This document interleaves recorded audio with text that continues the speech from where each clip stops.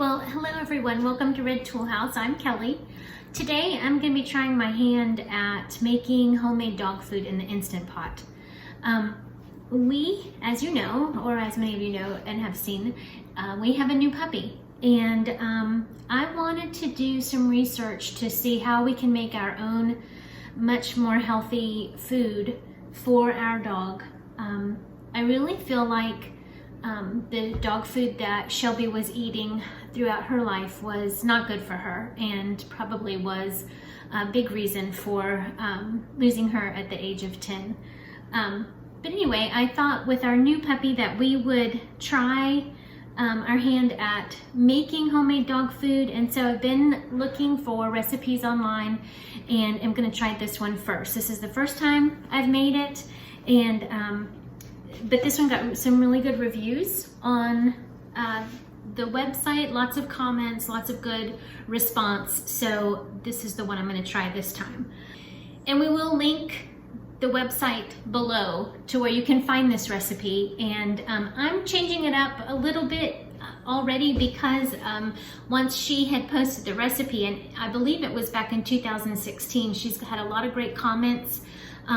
There was one in particular by a vet that really liked what she had done, and as a matter of fact, she came up with this recipe with a vet, with her vet, and it has really, like I said, really good response.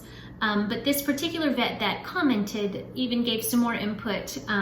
So I'm changing it just a little from what her original recipe was, but like I said, you can find that there and then all the comments that went along with it. So let me go over the list of ingredients that she has, and I'll tell you how I'm changing it a little bit for today.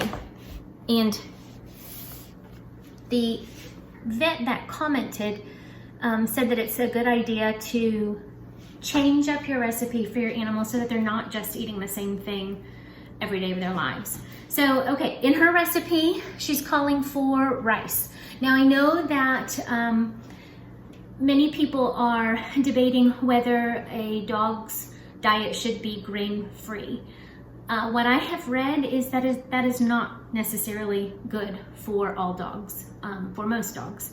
And so in this recipe, we are going to use rice. Dogs do need some carbohydrates, and so this recipe says that you can either use rice or sweet potatoes, and like I said, mix it up on occasion. So today we're using rice.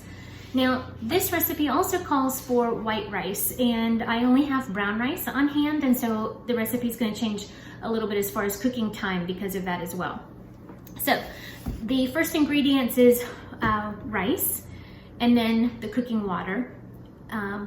She also recommends that, like humans, a lot of times if we soak our grains before we use them, they can be much easier on the digestive system. So I have soaked the rice that we have. She recommends taking 3 cups of rice, 3 cups of water, and 3 tablespoons of raw apple cider vinegar. So I soaked that, and she said for several hours. Today I soaked these for a little over 3 hours, and then drained it, and now it's ready to use for this recipe. She also calls for 3 pounds of ground meat, and today we're going to be using ground pork because we have that readily available on the farm. She also recommends, but it's optional, 1 pound of livers. And so again, I've got pork liver that we're going to use. She also recommends, and she gives a whole list of what types of veggies you should use for a dog or shouldn't use. And some of the ones that she recommends are sweet potatoes, if you're going to use sweet potatoes, broccoli, cauliflower, carrots. And so today I'm going to use broccoli and carrots, and I'm using the rice and not the sweet potatoes.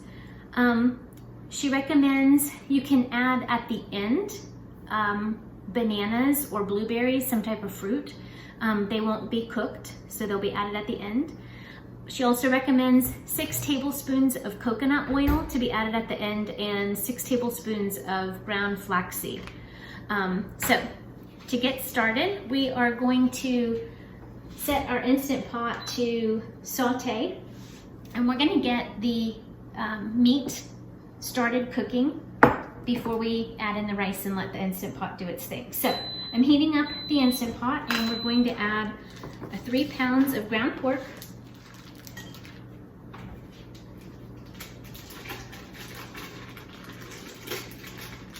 and also the 1 pound of liver.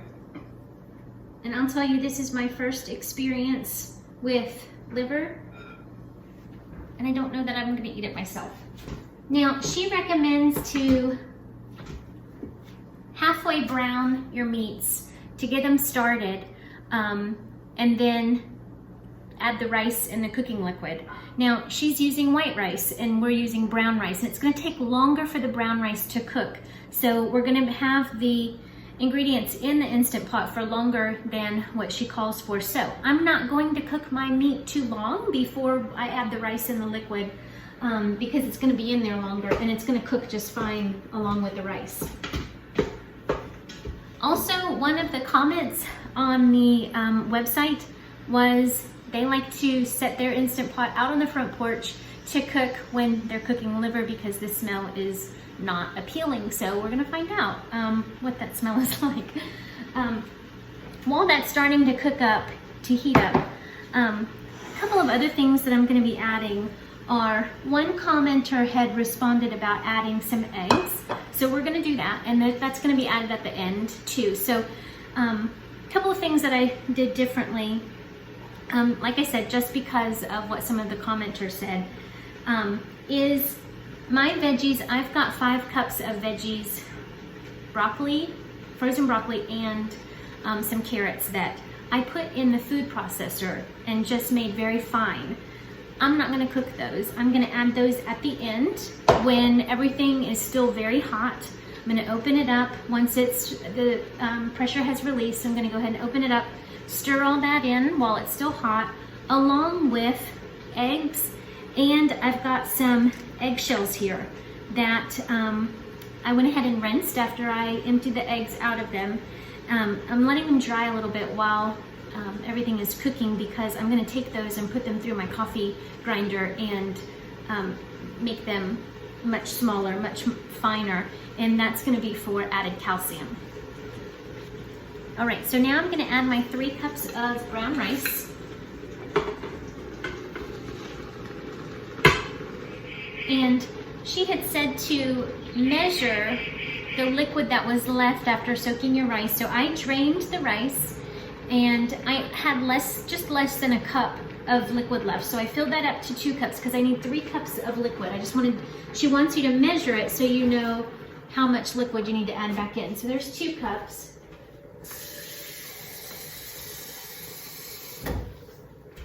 And here's another cup. All right, and then I'm gonna go ahead and put the lid on. And because it is brown rice, I found a recipe online on how to perfectly cook brown rice in the Instant Pot. And it says on high pressure, so she recommended don't use the rice program because it'll be low temperature or low pressures, but we wanna use high pressure. So we're gonna do, on my Instant Pot, it is pressure cook. So I'm gonna pressure cook, and I'm going to put that on high pressure, and I'm gonna do 22 minutes because I'm cooking long grain brown rice.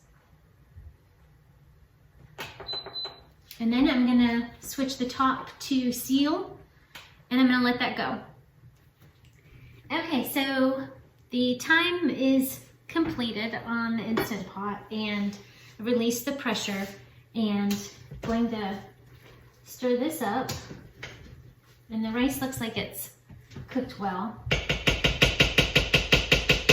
Okay, so the things I'm gonna add now while it's still very hot, I've got the chopped vegetables,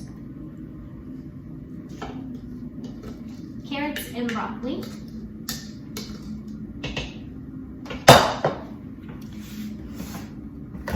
I went ahead and ground the eggshells in the coffee grinder, and I used 6 eggs, and that is for the calcium. here are the 6 eggs that I've just whipped up. Pour that in there.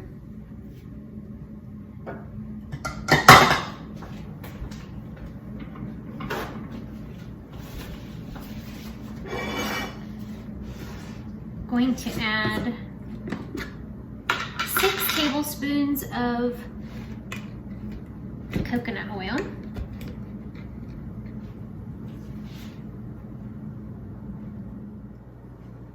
One thing that she also noted was that since she started feeding her 2 dogs this recipe, and even though she lives in an area where fleas and ticks have been a problem for her dogs in the past, she has not had any problems with fleas or ticks, and she uses no other flea or tick medications for them.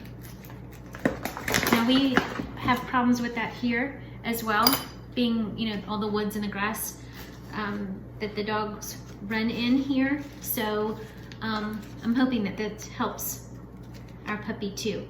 Now I'm adding in, it called for ground flaxseed, and I actually have a combination of flaxseed and chia seed, and we use this in our smoothies, on our salads, in different things. So I'm going to add 6 tablespoons of this. This is banana, and this is actually, I don't have any fresh bananas, I had frozen for our smoothies. So I thawed them and chopped them up the best I could. I'm going to add that. She said she likes, one of the favorite fruits that she likes to add at the end are bananas, blueberries, or apples with no seeds. There are fruits that you want to stay away from for different reasons. Grapes is one of the ones that you should never give a dog. And so definitely be sure to read what she has, info on that. Now, since I've added the egg, I can see that some of it's already looking like it's scrambled because of the heat of the food. And I'll give you a better view of what this looks like at the end. Now please be sure to read the website where I got this recipe. Obviously, I am not a doctor, I am not a vet, and I am following the guidance of someone else that has had tried and true results. So if you have any questions about whether this is going to be good for your animals, you might want to check with your vet, or you may definitely want to read this website to be sure why, you know, the different ingredients you should or should not give to your animals. Now, this is an 8-quart pot, and I've got it on my hair. This is an 8-quart pot that I have, and I believe that a lot of, well, there are a few comments on the website where I got this recipe where they said people using a 6-quart Instant Pot were having trouble with the pot sealing. She said she did not have that problem, but I have an 8-quart pot, and this, I did not have a problem with this. The coconut oil is continuing to melt. Now, I did not break up, because I did not cook the meat much before I put the rice in and started the Instant Pot cooking. I did not saute it very long to brown the meat, because it was the brown rice that was going to take a bit longer to cook, and I didn't want to burn the meat. The ground meat did not get chopped up as much, but it looks like it's breaking up very easily, and all of the meat seems to be cooked. So what she says you can do is you can store this in the fridge, I believe she said for up to 2 weeks, or you could freeze it, giving it to your dog cold. You don't have to heat it, is what she had said. So right now with our puppy, the bag of dog food specifies to feed him at his current age and weight 1 cup of food 3 times a day. what you want to do is anytime you are changing the diet of your dog, you don't want to just do it completely all in one fell swoop. You need to gradually let them try the new food, adding it to the food that he already has and letting him get used to it. Otherwise, you could really upset his digestive system.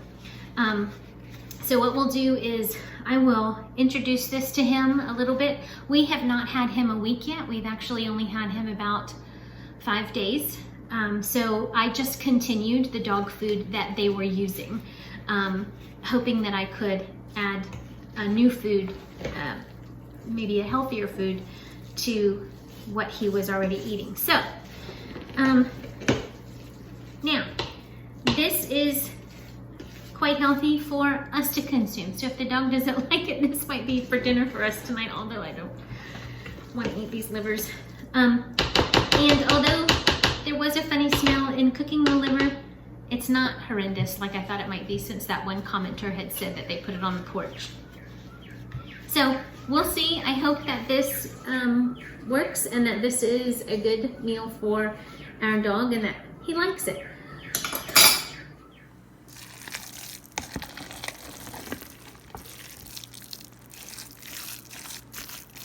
So here's the test. Let's stir that in. Timber!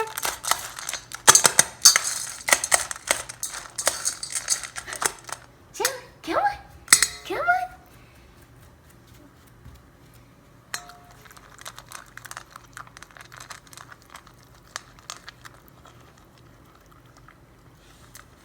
What do you think?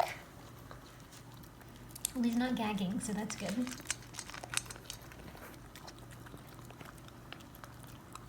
He's not offended by the livers.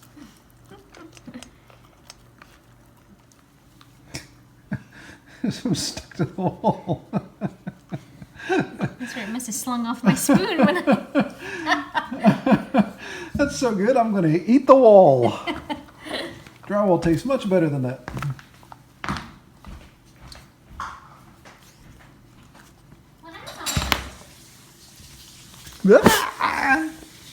Oh, liver lips, he's attacking me. Help me. Help me. Liver lips.